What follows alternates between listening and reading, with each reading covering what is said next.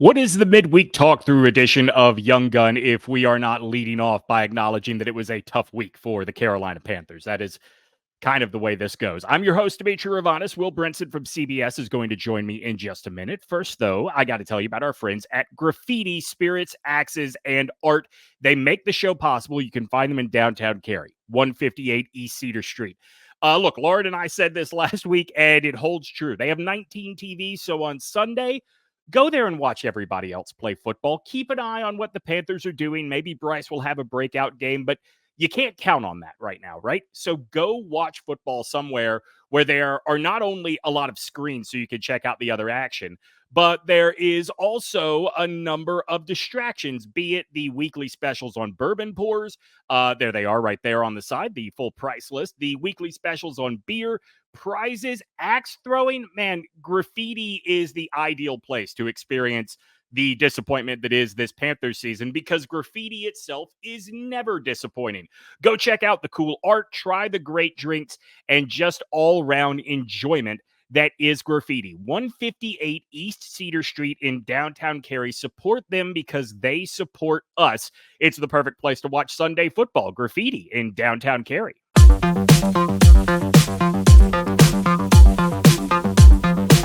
CBS NFL reporter Will Brinson is our guest this week on the Midweek Talkthrough. Will, you cover the sport at a national level, so I do wonder what around the league, when you're talking to people in different markets, what around the league they make of not the Panthers, but specifically DaveTepper's era of owning the Panthers. Does it feel as directionless nationally as it does to those of us locally?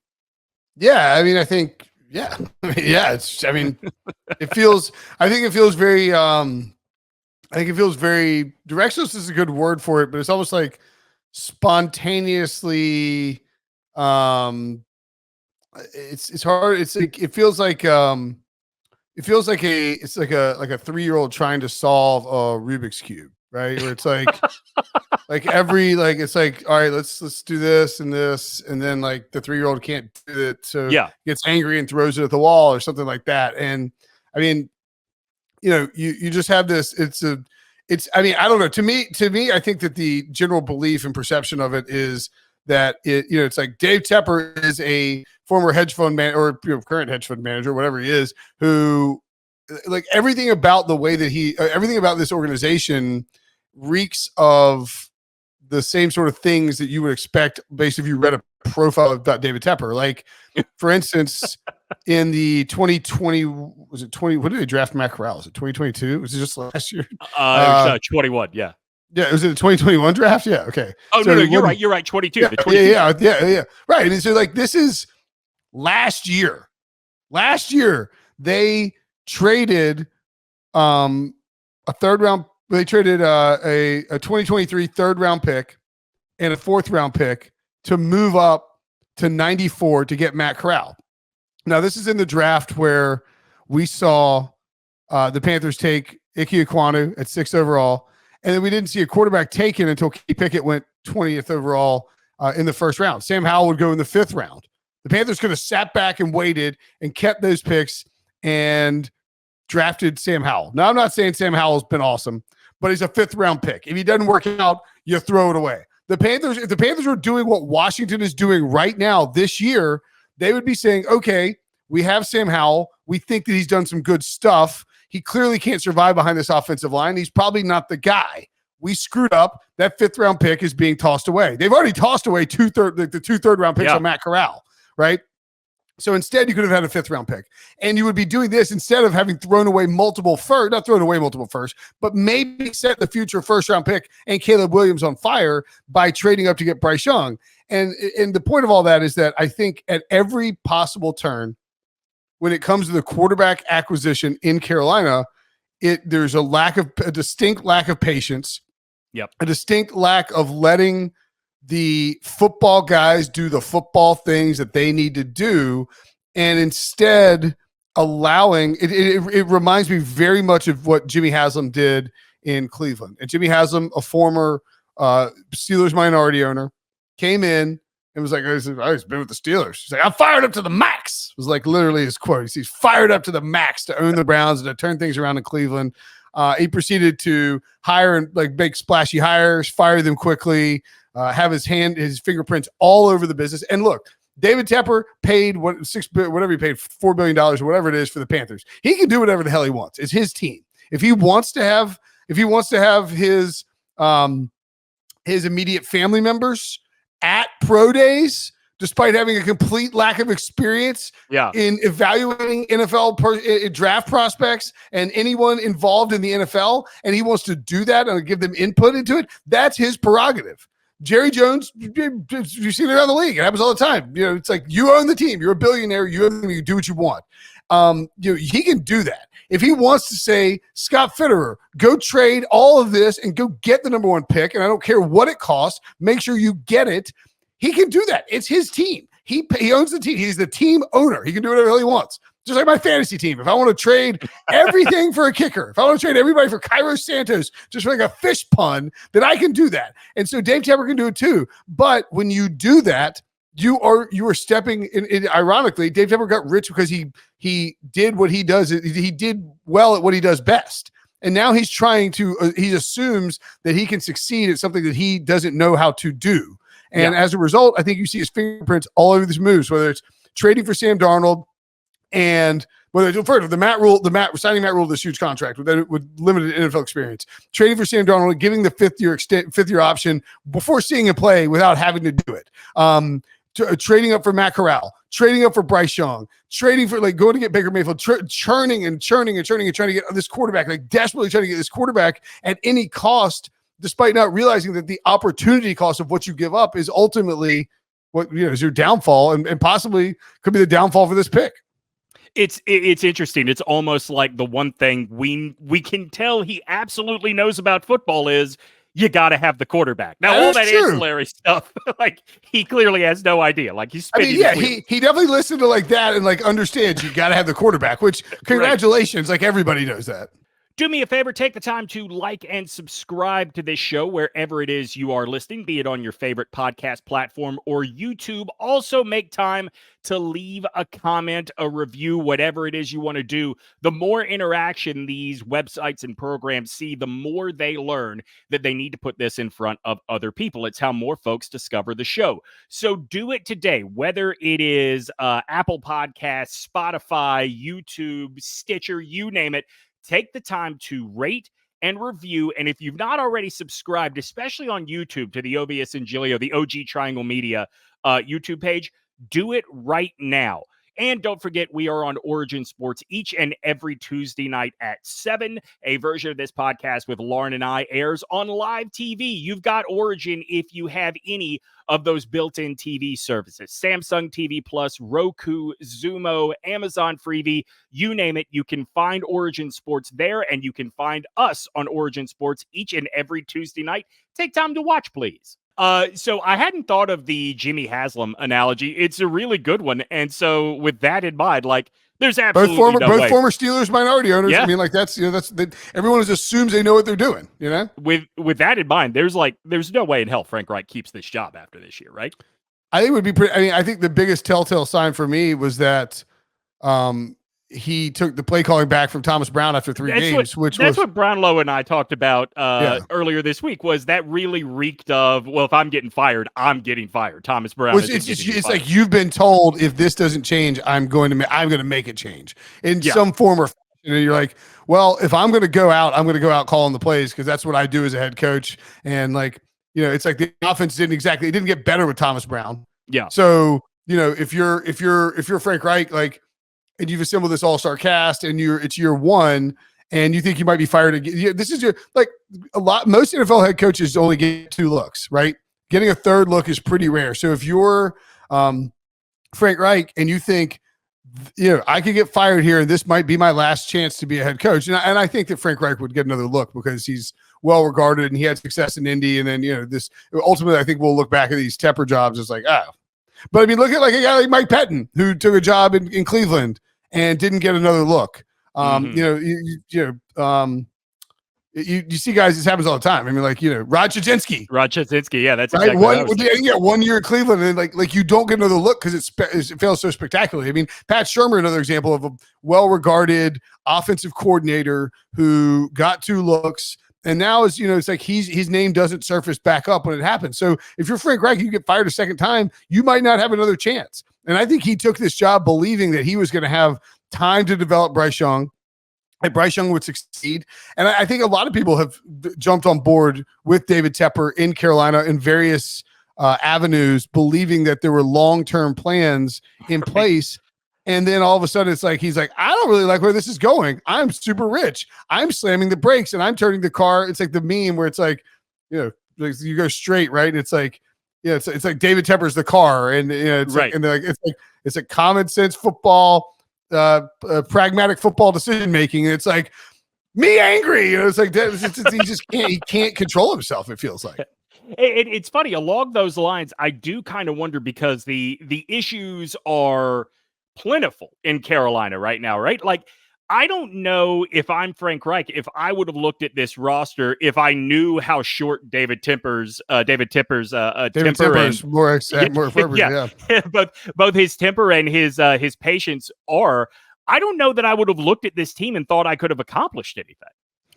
Yeah, I mean, I agree with you. I mean, I guess the think point that, is. I think that, like, coming into the season, like, I mean, I think Panthers fans believe that this team in this division with no Tom Brady, Drew Brees has been long gone. You have Derek Carr as the biggest upgrade for the Saints. I mean, this division isn't good. Yeah. The division is currently being led by a 5-5, like a 500 Saints team that has, I believe, a plus 16 point plus 16 point differential. The Falcons, 4-6 in second place, minus 28 point differential. Bucks, third place, minus 8 point differential. There's the Panthers team last year, where they were the way that they were, would have been in the mix right now. And that's what makes this so stunning, is that they are so much worse. Yeah. And they look so lethargic on offense. And I think part of it is I don't know if there's like an inability between the personnel and the coaching, like Scott Fitter and Frank Reich, but it's like, the plan was, all right, we're going to get Adam Thielen and Hayden Hurst, and these guys are not explosive downfield, risky guys. They're solid veterans who can come in and, we can work underneath. And now granted, like, I guess those moves were all made in free agency, and then you draft Bryce Young, but you knew who you were going to draft because you already traded for the pick, or you should have known who you were going to draft.